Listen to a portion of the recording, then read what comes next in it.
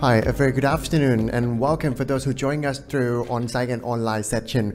Right here we are in the event of Startup Innovation Thailand Expo 2023 and we are so much happy for having all of you here with us today. So it's time and we will proceed to the next section, which is collective driving, inclusion and self-regulation in innovation ecosystem. And by this session we got a very special honorable speaker. She flies from many miles away from Singapore and she is already here. So join me in welcoming Sin Yi To. Another session is yours. Hi, good afternoon, everybody. Thank you so much for having me. Singapore's not that far away, I promise. I welcome you to visit us as well. It's not that many miles. Well, it's really nice to be here today. So just really briefly, I'm Sin from Hello Tomorrow Asia Pacific. I was thinking about this subject for a while, and when I was offered to speak here, I figured, you know, why not? Why not we pull out a little bit of the uncomfortable stuff, right? So. The topic I thought I would try to go down on was collective thriving and why inclusion and self-regulation ought to feature more strongly in innovation ecosystems. So why? I suppose nothing ever matters more than the big question why. Your how can come later, but if we get our motivations right, I believe we'll figure out the how. So why does it matter that we thrive as a collective in the first place? I suppose for us, a lot of it is how do we find ourselves to be part of a collective human race, you know, a team planet? How do we find ourselves to be united in purpose and action, to be able to then drive transformative change? If it means to embrace and transcend our differences and harnessing the power of unity, collaboration, and shared purpose, then maybe we would have achieved something a little bit more. Maybe we wouldn't find ourselves in these sticky predicaments that we find ourselves in today. If we are able to then also recognize that our individual well-being is inseparable from that of our communities and the planet, maybe that's actually progress. What is it like to hence be led by collaboration, guided by collective wisdom, so that maybe innovation can start to flourish? But why is it now, more than ever, so poignant that we actually stand together? Yeah, it's big. Our challenges are huge. There are so many things that are almost existential, whether it's climate change, inequality and poverty, global health crises, technological disruption, and even just biodiversity loss and environmental degradation. I think all of these problems alone, we're not going to solve them with software. We're not going to solve them with just talking. We need hard solutions. And so now the how. How should we be thinking about addressing these challenges? At Hello Tomorrow, we purport that maybe we consider doing that with deep technologies. We have hard challenges, maybe we need hard solutions. It's a combination of scientific knowledge, engineering prowess, and a relentless entrepreneurial spirit. Whether it's leveraging, you know, artificial intelligence for climate modeling, utilizing genomics for personalized medicine, or harnessing robots for disaster response. We need to now think about how we could rise to these challenges with renewed precision and effectiveness. What we're proposing is interdisciplinary collaboration and a convergence of diverse perspectives, because only then are we going to be able to address these issues more holistically and drive thought and change from multiple domains of knowledge in order to create comprehensive and sustainable solutions. But who's at the table? Now, everyone here is a stakeholder, whether you sought explanations or not, whether you voted or not. We all bear the consequences of these new optionalities, or the lack thereof. So this graph is a bit much. I'm not going to go through it in detail, but very briefly, this is an extract from an oldie but a goodie. It's a piece that we published a couple of years ago with the Boston Consulting Group, and you'll note that smack in the middle is where startups sit, and everybody else falls in place around that. You will note also that all of the arrows are multi-directional. They go from one to the other, and there are relationships everywhere. And what we're saying is that a lot of these things need to operate in ecosystems, not in silos. Now, on the point of inclusion, what does that even mean for us? Why do we need to approach this with a welcoming stance where we show that we appreciate the thoughts and perspectives and the expertise of all? It's because together we can do that much better. It's because we are then able to also think about how the challenges we are facing can be addressed by other communities who otherwise wouldn't consider us as target markets or challenge statement owners worthy of their time. So what we're saying is everybody needs to come to the table. And on the point of self-regulation then, I know, regulation and innovation always feels a little bit counterintuitive. But if we really considered it more objectively, peer review, very, very well understood and embraced by scientific community, where we hold each other accountable for our research, for the findings, and for how we choose to apply all of what we know. So how do we then create a culture of accountability and mutual respect? How do we also find ways to align our efforts and collaborate towards common goals? I think it's also a point to note that if we were to approach this from the perspective of having shared responsibility, again, as Team Planet or as a human race, then maybe we would solve a lot more carefully with others in mind. It's this collective mindset that prioritizes the well-being of individuals, communities, and the environment. And through that process, we're also better able to contemplate the allocation of our most precious resources. It's time, effort, money, expertise, if you will. So just really briefly, I thought I would segue into a little bit about Hello Tomorrow. Hello Tomorrow exists to help deep technologies be able to go from research, be translated to, you know what, I'm gonna step out of that then. Is that? Okay, as soon as that comes back on. Yeah, so we exist to help research go from lab to market, right? Everybody does research. Whether or not it's actually commercializable, nobody really thinks too much about that. But earlier on I mentioned that, a lot of what we do is, hence, how do we help to think about how we're gonna solve for these hard problems? And if we're gonna solve for these hard problems, and if we don't talk, if we don't include other communities, if there is underrepresentation of certain needs, then we'll never be able to solve well. And so what is solving well? That means we talk. It means we debate. It means we ask each other the hard questions. And it also means that we give space to those that are worthy of that, wherever in the world they may sit. So Hello Tomorrow exists to help accelerate the journey, I suppose, for deep tech startups.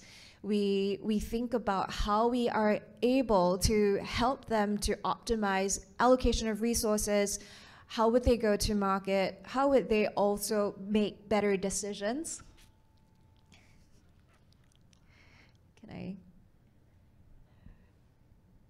Okay, all good.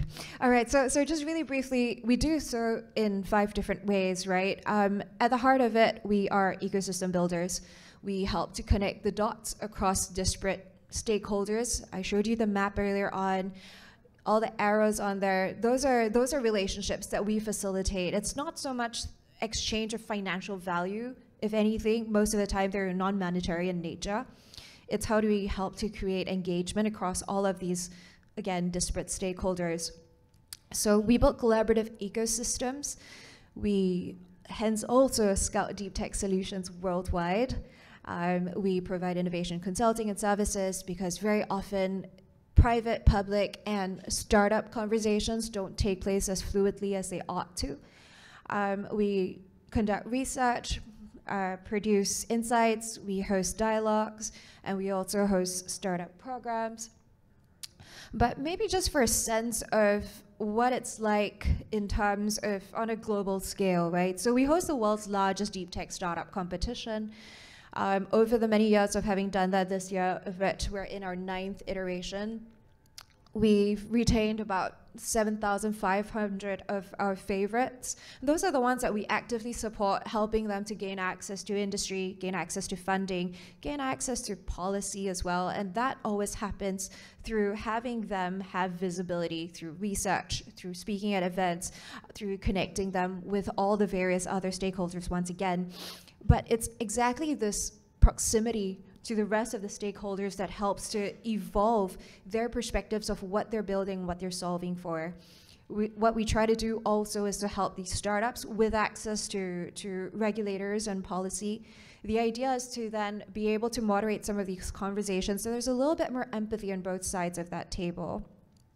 With that, so I talked about the 7,500 startups. We have about 500 VCs and CVCs globally within our network that actively gain access to our startups. We're partnered with most of the major universities, incubators, and accelerators globally, and have about 5,000 corporates within our network. So when we talk about deep technologies, this is kind of how we've carved it out. I know the text is kind of small from the back, but basically everything from medical devices through to biopharma, new materials, space, energy, all of that. The idea is that very often technologies, as they emerge, they are just that. They're technologies. How you then choose to apply them that's creativity. How do you choose to apply yourself where it matters most and would actually make a dent?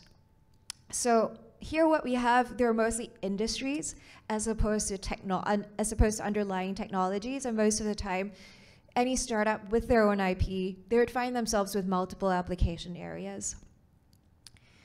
So I'll move on from there. Maybe just for a sense then of like, what are the startups that we're talking about? Now, all of these were our past winners. We've had 8 rounds of this so far.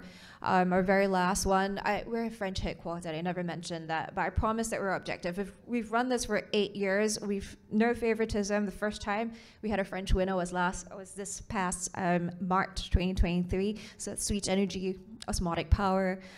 We've had winners from all around the world so far, and it's been really promising to see a lot of them come out with what would otherwise have been overlooked by most other industries, by investors, because they're always like, oh, you're too early stage, not much we can do about this. So it's really good to see our winners have come a lot further since then.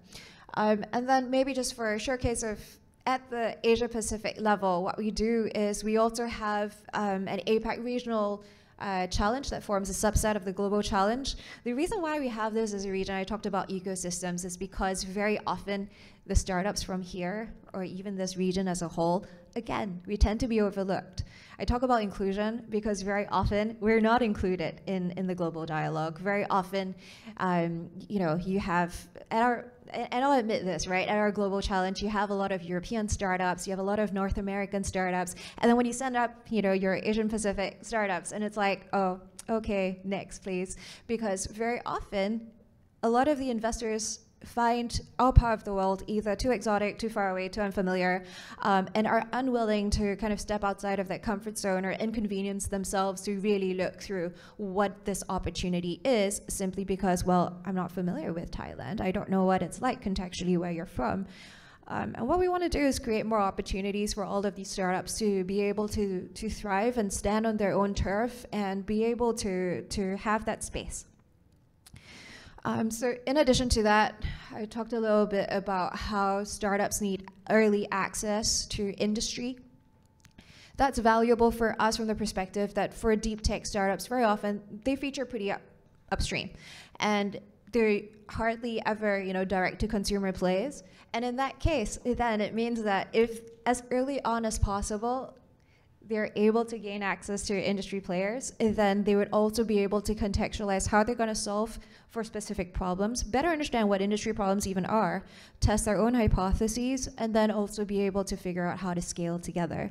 So these are just some of the challenges that we were running, and this was done in fourth quarter 22, but we run numerous ones of these all year round.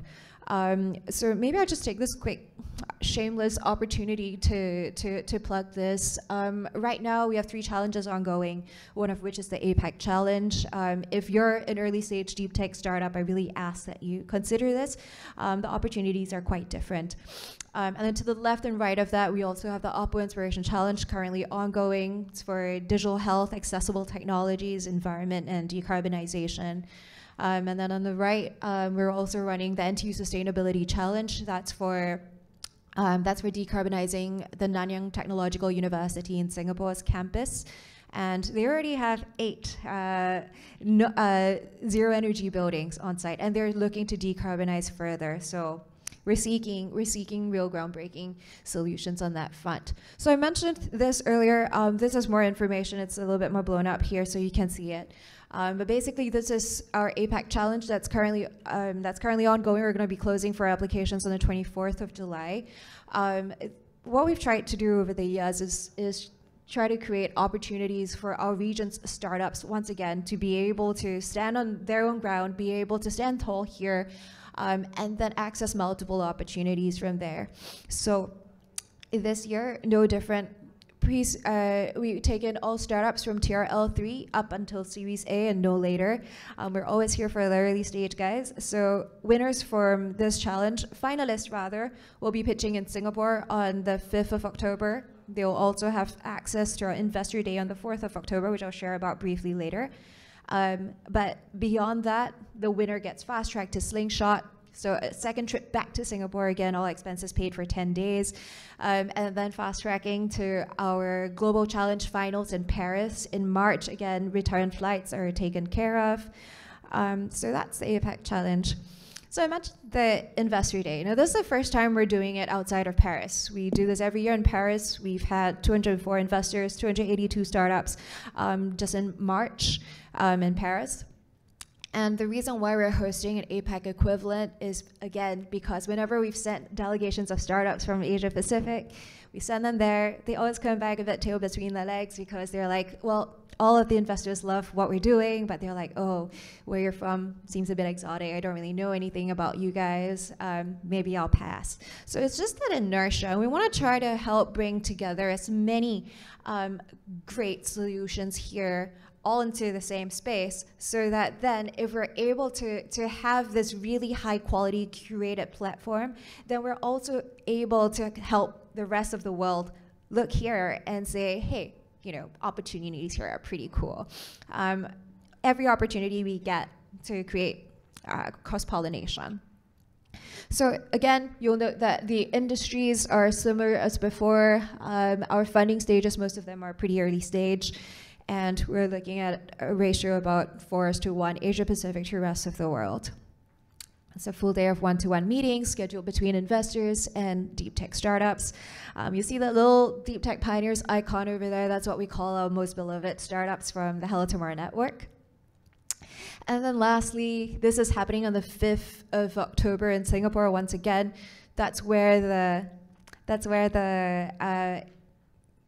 the challenge finals will be hosted. So 15 finalists will be pitching here. Now we're asking big questions, right? So having contemplated this a lot, having sought feedback, and I'd love to hear from you as well, right? Having sought feedback for a bit from our peers, it's, well, is it too difficult or uncomfortable if we were to ask if we are pursuing vanity projects as opposed to actually solving real problems?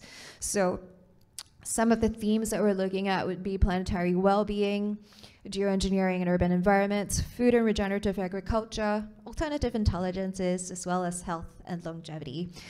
So with that, I wrap up really quickly because I know if you guys had questions, make them difficult, I'm here. Thank you.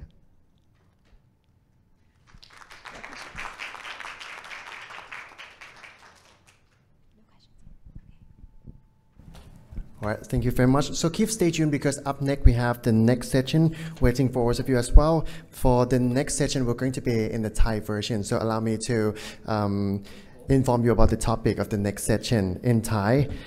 สำหรับเซสชั่นถัดไปนะครับจะเริ่มในช่วงเวลา 15 นาฬิกาครับซึ่งจะเป็นเวิร์กช็อปครับการขอรับการส่งเสริมจากสำนักงานคณะกรรมการส่งเสริมการลงทุนนะครับ I'm sorry. Okay, so we will coming to Q&A section. If any one of you would love to ask for the question, you can raise your hand up. We have the microphone and we pass to you.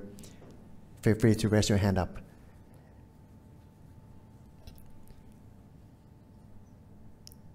Which means that you have excellent information for everyone. All right.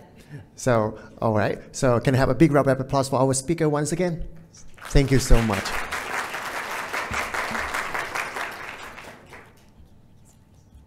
All right, so stay tuned. The next session will begin at 3 o'clock, which is in about like 5 minutes from now.